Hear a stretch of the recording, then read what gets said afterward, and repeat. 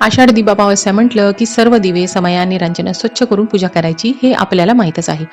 पण दिवाळीत आणलेल्या पणत्या सुद्धा या अमावस्येला लावतात का? तर कसं आहे, येणारा श्रावण आणि श्रावणापासून सुरू होणाऱ्या सणांची रेलचेल या अनुषंगाने ही कल्पना आली असेल की दिवे समया कुठंतरी आपण कपाटात कानाकोपऱ्यात ठेवलेले हे सर्व दिवे काढून त्यांना उजळून त्यांना प्रकाशमान करून ही दीप अमावस्या साजरी करावी. आणि खरं तर सर्व दिवे शक्य असतील आणि पणत्या सुद्धा शक्य असतील तर तुम्ही नक्कीच प्रज्वलित करा. पण ज्यांना काही अडचण आहे, तेलही खूप लागतं, जर का तुम्हाला शक्य नसतील तर सर्व दिवे पणत्या स्वच्छ करून देवघरापुढे मांडून हळद कुंकू अक्षता फुल वाहून तुम्ही देवघरातला दिवा प्रज्वलित करा आणि देवघरातल्या दिव्यांनी या दिव्यांना ओवाळून त्याची तुम्ही पूजा करा आणि दुसऱ्या दिवशी व्यवस्थित तुम्ही ठेवून द्या.